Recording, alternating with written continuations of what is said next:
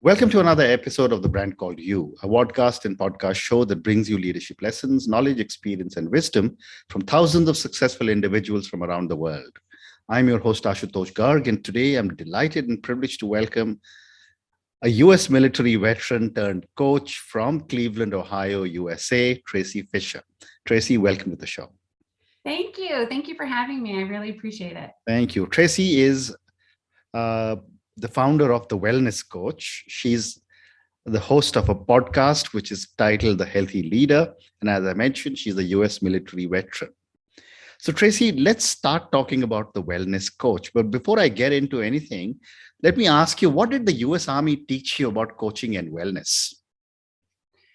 Well, that's a great question. And I would have to tell you that the very first thing that I probably did not even appreciate until I was gone was the power of connection and connecting with other people and relationships and having a higher purpose, working together for a mission that is bigger than you. And so again, honestly, I really didn't appreciate that until many years later. But now as I work with more veterans, I am recognizing that not only fuels the work that I do, it fuels me connecting. And I know that you are familiar with that as well. Absolutely. I am. And I've not served in the Army, but my father was a two-star general. So therefore, I've grown up in an Army environment. Right. So you get it. But tell me, Traci, two separate questions. What led you to join the Army? And then what made you become a coach? So for the first question, honestly, in terms of joining the Army, my parents were separated growing up, and I was on my way to University of Virginia. And I got a little postcard in the mail that said, "Hey, we'd love for you to come play soccer for the United States Military Academy." I had no interest whatsoever. And I threw it in the garbage. And my mom, she said, whoa, wait a second. And she pulled it out. And so we started researching it. And really, I did not know a whole lot about it when I first started. And then it became a little bit of a challenge and intriguing. And so I went to the military academy, and that's really how it started, because I played soccer. Amazing. Yeah. And which are the areas that you served in? I was in aviation. I was a helicopter pilot. Wow. Well, thank you for everything that you've done, for so many people. That's, I have a lot of respect for Army veterans. So wonderful. And then what made you decide to take coaching as the next career? So in between being in the military and moving into coaching, I really was a personal trainer. I was into fitness. So when I got out of the military, I was either going to become a unity minister with the church. I was very involved in my spiritual life and still am. And I also was very intrigued by the fitness aspect. And honestly, when I was in the military, it's a requirement for you to be healthy and fit. And so I didn't really, again, appreciate it until I got out and had 3 kids under the age of 5. And my respite was the gym. And I loved it so much. I was like, okay, I am going to become a personal trainer. And so I created my first company. It's Total Customized Fitness, which kind of combined the spiritual, holistic aspect of helping people with their bodies, the vessel of their souls, and really focused in on the physical piece. And I did that for 20 plus years. I still do that. I still have Total Customized Fitness. And then the way that it really segued into full-time coaching and executive wellness coaching was recognizing that just because you have the quote unquote solution to physical wellness, that's what I call physical health and energy and performance, just because you know what to do doesn't mean that you're going to do it. Absolutely, yes. And so that was true for me as well. Right. And with the people that I worked with. So that is when I went back to school and did the executive health and wellness coaching. And now, so I combine basically the physical wellness with the mental and emotional well-being. Those are the 2 specific words I use to create well-beingness. And that's my motto, well-beingness. So that's how I got into it. And I love it. Amazing.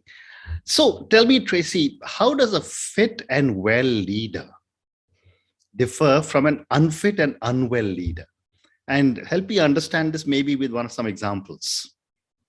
Yeah, for sure. And so it's interesting for that particular question, I have to explain some vernacular and the way that I talk about it. And so first of all, again, on that wellness side, on that fitness side, I think generally people think physical health and wellness. So there's that aspect of it for sure. Correct. And then there's the well-being, the Correct. mental and the emotional aspect of it. Correct. And so you have somebody who has wellness and they have well-being, clearly, you know, that they're not separated, but it actually impacts your performance. Hands down. We know that the way that you feel impacts the way that you integrate and the way that you share with other people. So if you have that, you're at your best optimally, personally, and then also, you know, as you lead others. So I think that's, it's interesting. I was just listening, preparing for an emotional intelligence podcast, and they were talking about the two key areas of self-awareness and self-management. Right. And so I feel like when you're in your terms, fit and well, in my terms, wellness and have well-being, you have self-awareness. And when you have self-awareness, you can self-manage. And so to me, that's self-leadership. And when you can do that, you can see it in other people, you can lead better, and you can choose any example. Communication, being decisive. I mean, you know the deal, right, Ash? No, you're absolutely right. You're absolutely right. But, you know, you also been speaking about the healthy leader well-beingness concept. And you just spoke a little bit about self-leadership, but you have, the whole concept has got multiple factors, you know, and when I was reading about you, self-leadership, commitment at your core, a personalized blueprint, mental agility. I'd love to hear from you about each one of these and how you address these challenges amongst your clients. That is a big question, right? Absolutely. And we have all the time. We have all the time. Well, so here's the good news is that it is a big question, and it needs to be customized to whatever's going on in your life, what your schedule is like, your lifestyle, what your current health is like. Are you trying to start a new business? Are you trying to just manage your own stress levels? Are you caring for an aging parent? Are you caring for teens? Like there's just unlimited ways.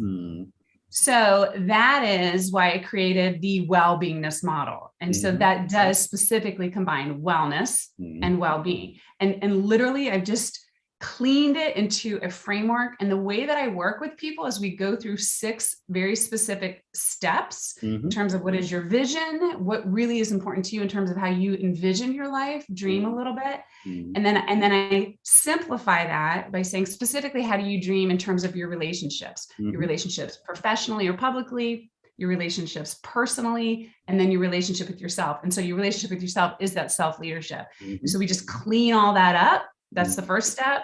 And then there are 5 more steps that people go through that are just really clean about what am I trying to create? What are the results? And what are the steps? And so as you referenced, commitment at your core is the way that I think about that. And I think this is an important aspect for everyone. And it really ties together basically the 3 main steps that I use are the ideas that commitment, that word, there's 2 syllables, as a mentation in it, a thought. Like I'm going to decide that I'm committed to this promotion, to this weight loss, to my children, to this vision. And then there's the commit in your heart. Correct. So there's two aspects of it. Yep. Yeah. You know, I never thought of commitment in two words, but thank you for explaining it. Yeah. And that really is the core, literally, of the work that I do with people is that, yes, there's an action, there's a result, there's your vision.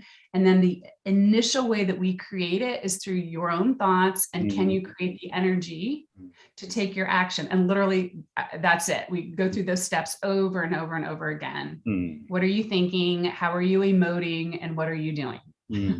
That's wonderful. Wonderful. And then you want to make a personalized blueprint, is it? Yeah. And the blueprint has that integrated. The blueprint is literally those same 6 steps. What are your vision? What are the results you're trying to create? That's the second step. What are the actions let me back up. The third step is recognizing your current environment. I call that X marks the spot. And then you identify your actions, and we always start with wellness. What are your wellness actions? And so the blueprint, again, there's so many things that you can do for your wellness. And so what I've done is truncated that into 3 energy sources. How do you fuel your body and your mind? How do you rest it?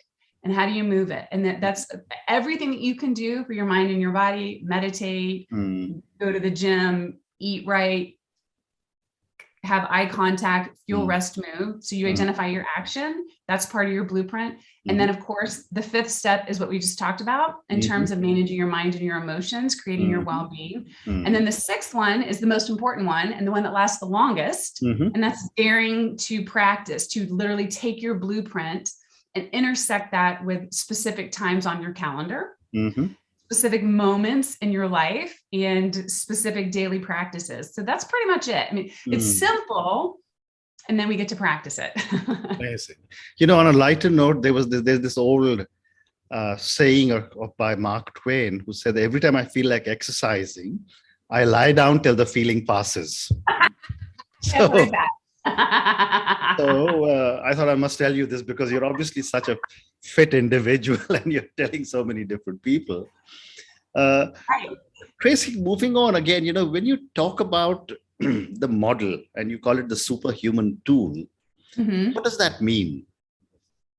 Yeah, so it literally is that model, that Superhuman Tool, literally is, again, it's those 6 steps, and it's superhuman, I believe, because I say superhuman, and I really should say human being super, because it takes the aspects of living on this horizontal plane and the things that we need to do to take care of our physical organisms, our brain and our body. We take that and we get very clear about what those are. And I think sometimes, because there's so much going on, that it is sometimes hard to do that meta awareness and kind of back up and say, okay, let's just clean this up. Get really precise about what are those things.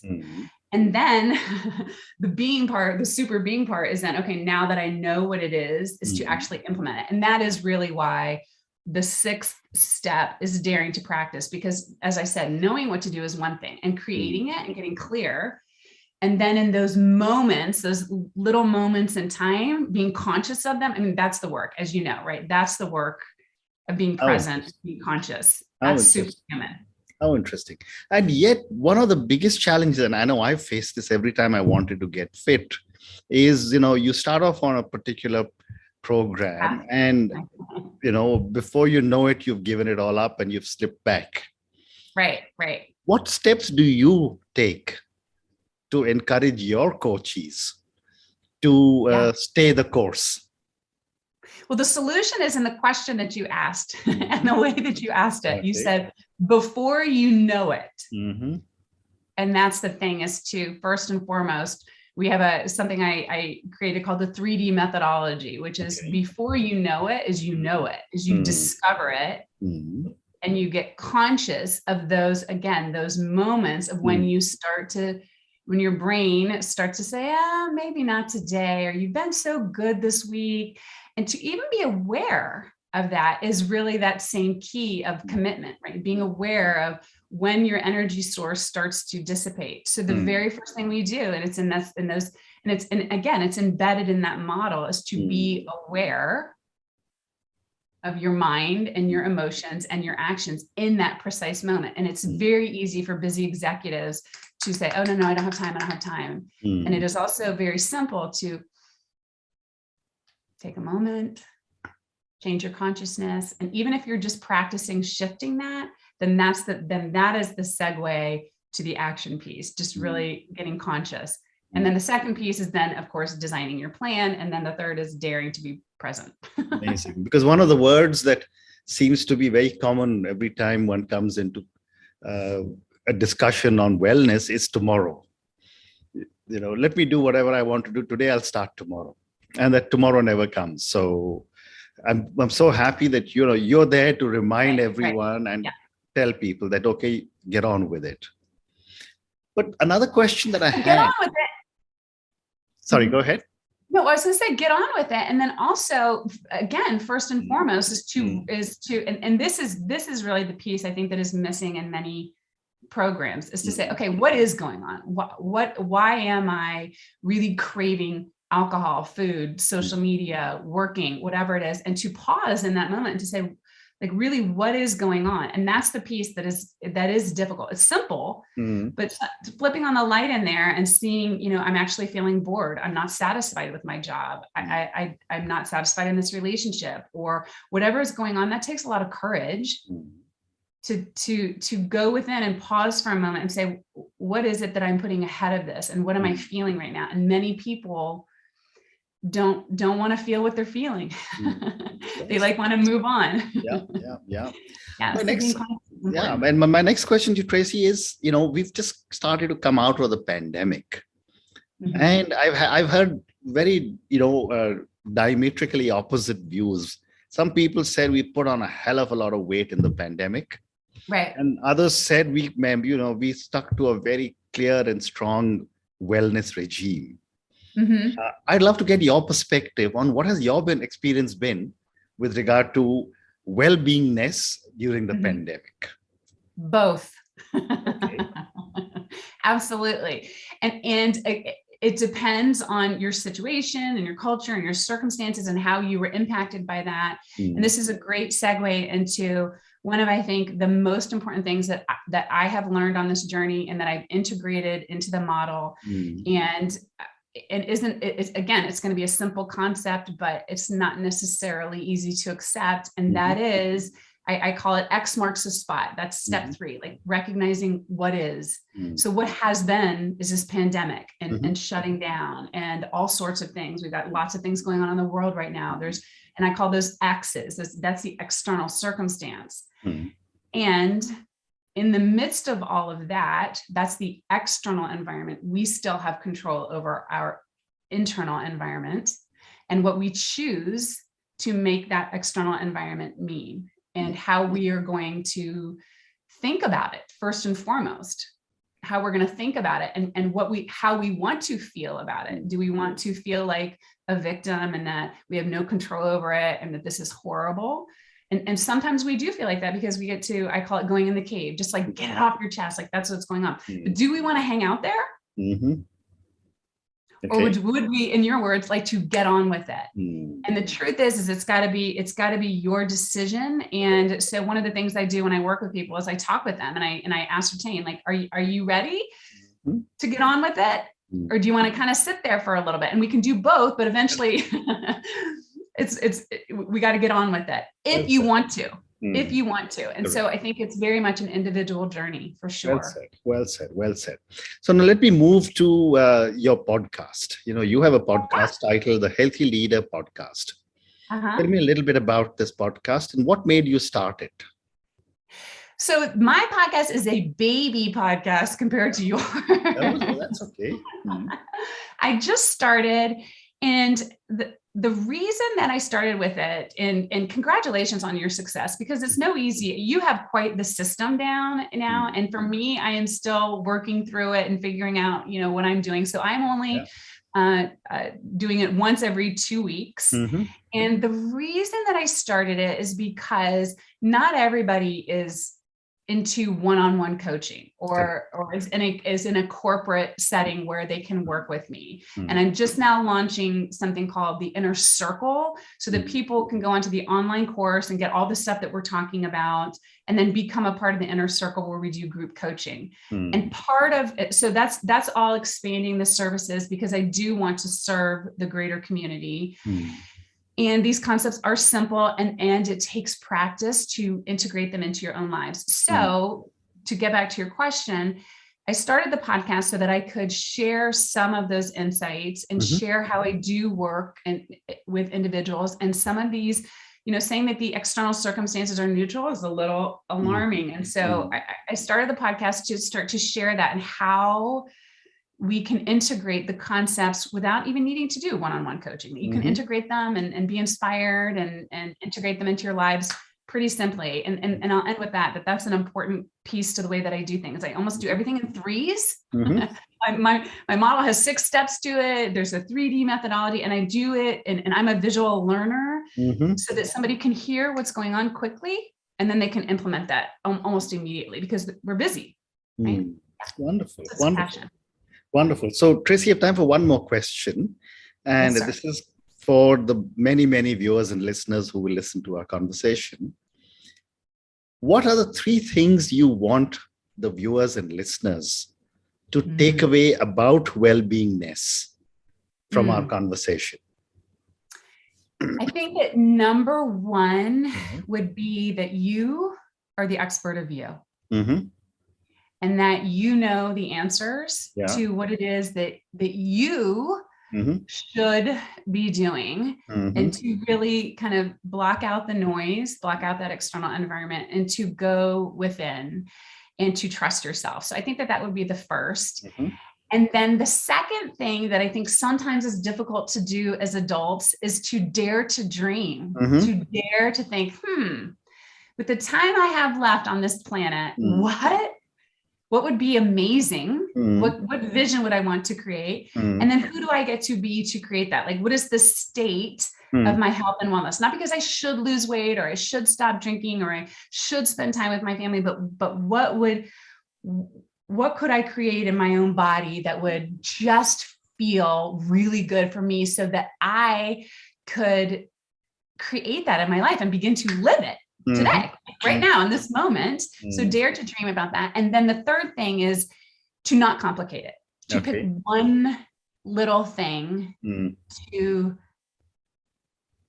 do, right? That's that step to do, and then to just watch that. It doesn't have to be big, just a small movement to watch how you integrate and how you play in your own life. And to do that, I'll share this leadership mantra: with clarity in your mind, compassion in your heart, and courage in your step, as you are just curious about your own life, and to be kind to yourself in the midst of it. Wow. You are the expert of you, dare to dream and don't complicate. Yes. On that note, Traci, thank you for this absolutely incredible conversation. I mean, I must compliment you at the way you have reinvented yourself from being a US military veteran, and you said a helicopter pilot, into not just a fitness guru, but a well-beingness coach. And thank you. Thank you for speaking to me at such length about your journey, about all the wonderful things that you're doing to help others. And thank you for all your wellness mantras. So thank you again and good luck. Thank you, Ash. Thank you. And congratulations on your success as well. Thank you. Thank you for listening to the Brand Called You videocast and podcast, a platform that brings you knowledge, experience, and wisdom of hundreds of successful individuals from around the world. Do visit our website, www.tbcy.in, to watch and listen to the stories of many more individuals. You can also follow us on YouTube, Facebook, Instagram, and Twitter. Just search for the Brand Called You.